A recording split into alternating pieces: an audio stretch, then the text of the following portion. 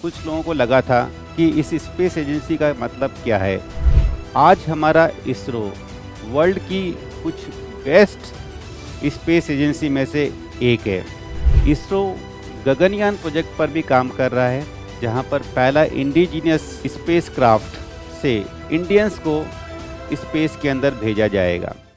Hello everyone, तो मैं हूं अजय गुप्ता और आज हम लोग डिस्कस करेंगे इसरो के आदित्य मिशन के बारे में। तो दोस्तों, आप सभी को पता होगा कि इंडिया की आज़ादी के बाद जब इंडिया के अंदर एक स्पेस एजेंसी इसरो यानी इंडियन स्पेस रिसर्च ऑर्गेनाइजेशन को डेवलप किया गया था, तो बहुत से लोगों का इसमें अलग अलग राय थी। डेवलपमेंट वाले काम के अंदर हमारे बजट के अंदर शॉर्टेज हो जाएगी, लेकिन आपने देखा कि पिछले कुछ सालों से इसरो ने जो भी काम किया है, जो भी अचीवमेंट किया है, वो रिमार्केबल है।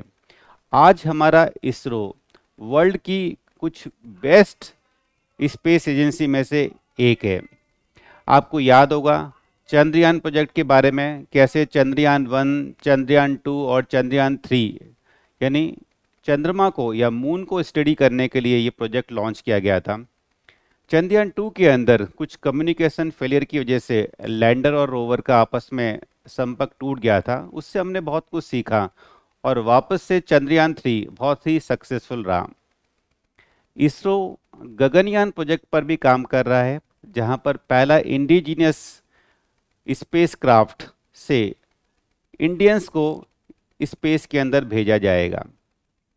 गगनयान प्रोजेक्ट और चंद्रयान प्रोजेक्ट के बारे में बहुत से लोगों को आइडिया होता है, लेकिन क्या आपको इसरो के सोलर प्रोजेक्ट के बारे में आइडिया है?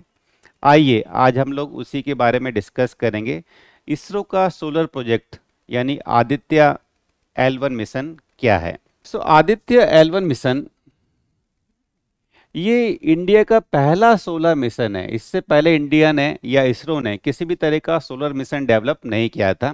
No doubt this solar mission is again develop by the Indian space agency ISRO यानी इंडियन स्पेस रिसर्च ऑर्गेनाइजेशन।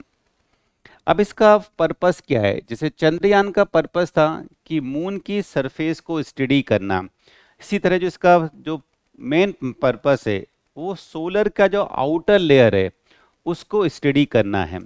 इसका जो प्राइमरी गोल है टू स्टडी द सन, सन को स्टडी करना है, specially the outer most layer called the corona. Solar की जो outer layer है उसकी कोरोना, जिसको हम बोलते हैं कोरोना, उसको स्टडी करना इसका मेन पर्पज है।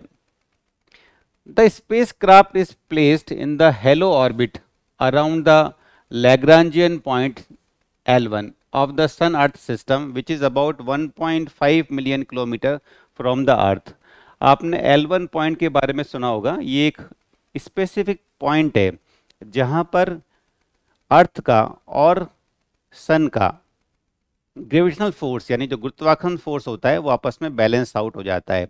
ये करीब 1.5 मिलियन किलोमीटर दूर है अर्थ से। यहाँ पर ही हमें इसको प्लेस करना पड़ेगा स्पेस क्राफ्ट को, ताकि ये दोनों के गुरुत्वाकर्षण फोर्स से बैलेंस रहे। ये एक चैलेंज था एक्चुअली कि इसके ऊपर स्पेस क्राफ्ट को प्लेस करना। इसके बाद आता है the strategic position allow continuous observation of the sun without any interruption caused by the eclipse and the occultation. इस स्ट्रेटेजिक पोजीशन पे इसको रखना है और कंटिन्यूअस इसको ऑब्जर्व करना है ताकि किसी भी तरह का इंटरप्शन इस प्रोजेक्ट के अंदर नहीं हो। तो जैसे मैं आपको ऑलरेडी बता चुका हूं कि आदित्य L1 जो मिशन है इंडिया का पहला सोलर ऑब्जर्वेटरी है, जिसको लैग्रांजियन पॉइंट नंबर 1 के ऊपर प्लेस किया गया था।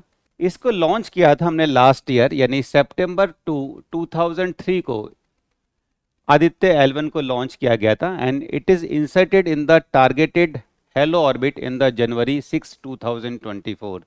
जनवरी 6, 2024 को इसको L1 के ऊपर हमने टारगेट कर दिया था। L1 वो पॉइंट है जहां पर दोनों का ग्रेविटी बैलेंस रहती है। Aditya L1 spacecraft in the halo orbit take 178, इसने करीब 178 डेज लगाए अपना पहला ऑर्बिट को कंप्लीट करने के लिए।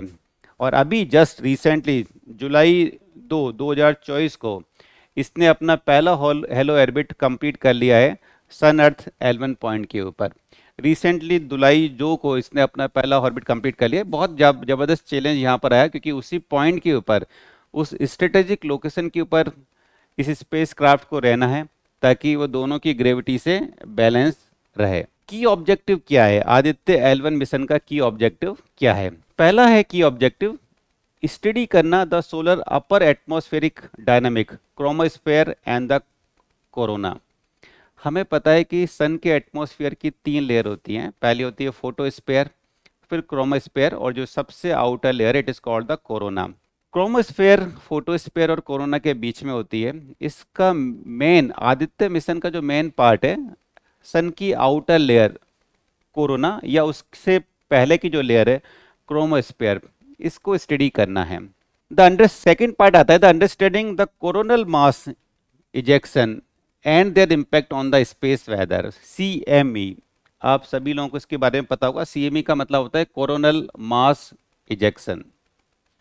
सन की आउटर लेयर कोरोना से कंटिन्यूस कोरोनल मास निकलता रहता है, ठीक है। इसको हम लोग कभी कभी सन विंड भी बोलते हैं। इसके अंदर मैग्नेटिक फील्ड होती है, it is threaded by the magnetic field, यानी मैग्नेटिक फील्ड का इजेक्शन यहाँ पर कंटिन्यूस रहता है। Measuring the solar magnetic field, इस मैग्नेटिक फील्ड को मेजर करना है। इसका इफेक्ट पर्टिकुलर क्या हो सकता है, अर्थ के ऊपर इसका इफेक्ट क्या हो सकता है, बाकी एनवायरनमेंट के ऊपर इसका इफेक्ट क्या हो सकता है, इसको भी स्टडी करना है। Investigating the driver of space weather and the solar wind, मैंने अभी आपको सोलर विंड के बारे में बताया था। सोलर विंड यानी जो हमारा कोरोनल मास होता है, ये इतना ज़्यादा हीटेड हो जाता है कि कुछ टाइम के बाद सन की ग्रेविटी इसको होल्ड नहीं कर पाती। तब ये सन की मैग्नेटिक फील्ड की डायरेक्शन के अंदर निकलना स्टार्ट हो जाता है। बट सन खुद भी रोटेट हो रहा है, इसको 27 डेज लगते हैं रोटेट होने के अंदर। तो सन जब रोटेट हो रहा है, इसके साथ साथ ये जो विंड है ये भी रोटेट हो रही है, इसको हम बोलते हैं सन विंड। तो सन विंड के बारे में स्टडी करना इस प्रोजेक्ट का एक उद्देश्य है।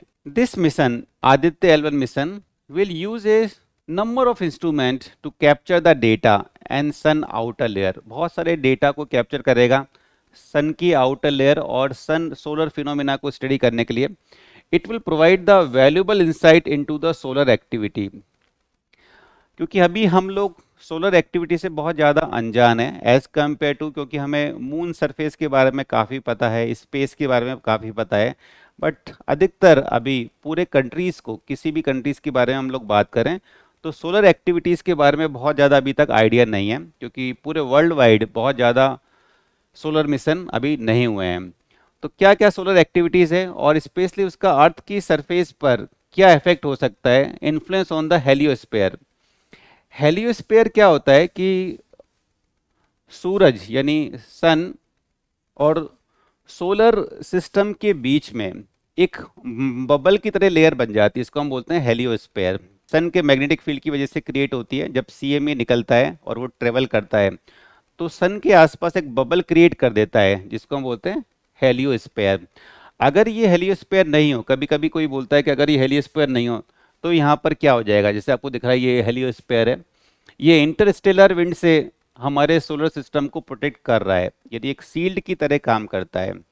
सपोज करिए अगर ये नहीं होता, इसका मतलब जो सील्ड हो रही है, जो सील्ड प्रोवाइड कर रहा है कॉस्मिक रेज और बाकी रेडिएशन से, ये डायरेक्ट आपके अर्थ पर आती और हमारे लिविंग सेल के ऊपर ये बहुत ज़्यादा हार्मफुल हो सकती थी। यानी हो सकता है कि फिर इस अर्थ के ऊपर जीवन भी संभव ना हो। तो यहाँ पर एक सील्ड की तरह क्रिएट कर देता है, उसके बारे में स्टडी करना भी इस मिशन का एक पर्पस है। नाउ अब हम आते हैं कि आदित्य L1 मिशन में मेन चैलेंज क्या थे। हालांकि अभी ये इसने पहला ऑर्बिट कंप्लीट कर लिया है और अभी तक सक्सेसफुल जा रहा है। इसमें जो मेन चैलेंज था, पहला था technical complexity, because the designing and the building instrument capable of withstanding the harsh condition near the sun। सबसे बड़ी प्रॉब्लम है, मैंने आपको बताया था कि सोलर मिशन इतने ज़्यादा अभी तक नहीं हुए हैं क्योंकि जो सन की कंडीशन है वो बहुत ही हार्श कंडीशन है। रीज़न है कि सन का जो टेम्परेचर है बहुत ही हाई है और वहाँ से कंटिन्यूस रेडिएशन निकल रही होती है। तो यहाँ पर अगर आपको किस सन को स्टडी करना है तो आपको उस तरह के इंस्ट्रूमेंट चाहिए, उस तरह के इंस्ट्रूमेंट को आपको डिज़ाइन करना पड़ेगा जो इतनी हार्श कंडीशन को बियर कर पाए, जो इतने एक्सट्रीम टेम्परेचर को बियर कर पाए और रेडिएशन से इसमें बहुत ज़्यादा इफेक्ट नहीं हो। ये बहुत ही हाईली चैलेंजिंग जॉब होता है किसी भी सोलर मिशन के लिए। इसके बाद नेक्स्ट आता है the precision in the orbital placement. मैंने आपको बताया था कि सन की अपनी ग्रेविटी है, अर्थ की अपनी ग्रेविटी है, इन दोनों की ग्रेविटी जहां पर बैलेंस होती है उस पॉइंट को हम लोग बोलते हैं लैग्रांजियन पॉइंट L1।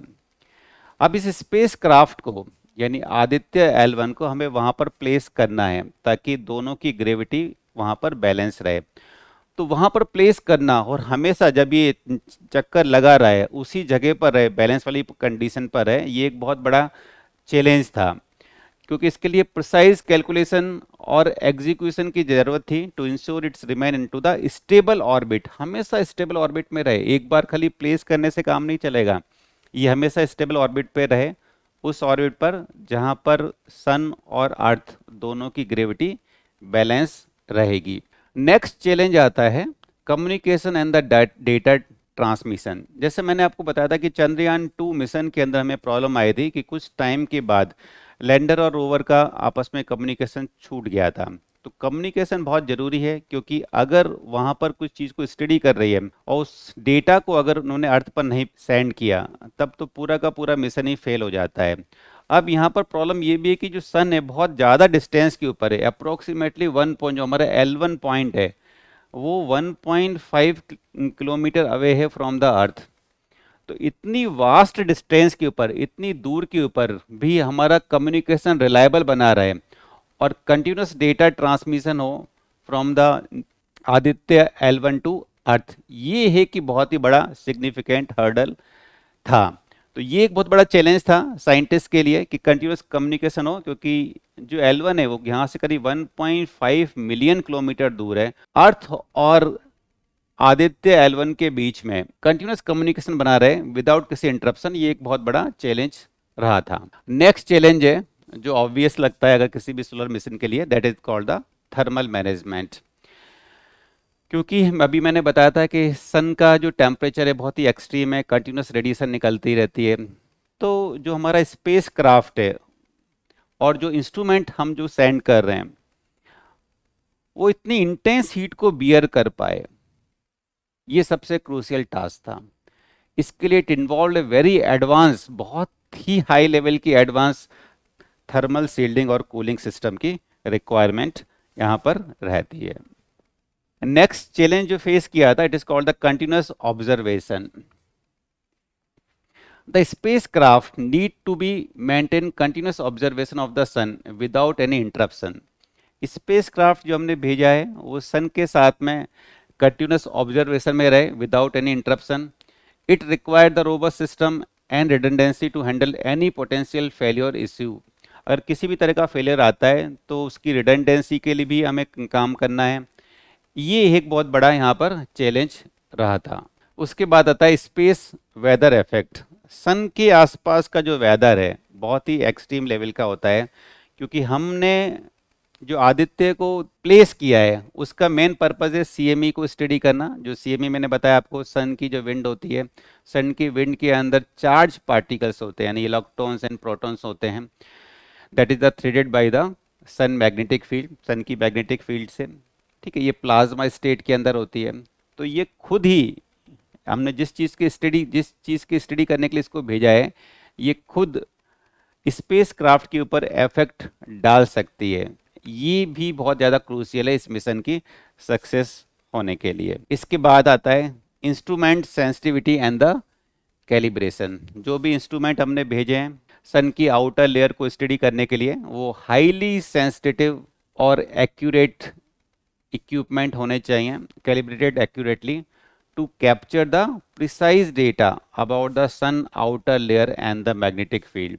सन की आउटर लेयर कोरोना और उसकी जो मैग्नेटिक फील्ड है उसको स्टडी करने के लिए ये इंस्ट्रूमेंट बिल्कुल सेंसिटिव और इनका जो कैलिब्रेशन है बिल्कुल एक्यूरेट करना, ये एक बहुत बड़ा चैलेंज था। This is about the Aditya L1 mission, जो हमारा सोलर मिशन है जिसका मेन पर्पज़ है सन की आउटर लेयर और उसके मैग्नेटिक फील्ड या सन विंड के बारे में जानकारी इकट्ठा करना और इसका इफेक्ट क्या आ सकता है हमारे एटमॉस्फेयर के अंदर, अर्थ के ऊपर इसका इफेक्ट क्या आ सकता है, ये हमारी लाइफ के अंदर कैसे इसकी स्टडी बेनिफिशियल हो सकती है, इसके बारे में है।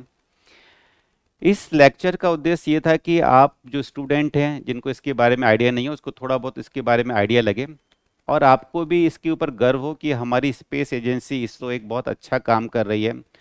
भविष्य में आप भी इसरो के पार्ट हो सकते हैं, कोई भी इंजीनियर वहाँ पर साइंटिस्ट बन सकता है। अगर आप में भी किसी स्पेस ऑर्गेनाइजेशन के अंदर काम करने का इंटरेस्ट है तो आप भी इसरो के अंदर एज ए साइंटिस्ट ज्वाइन कर सकते हैं।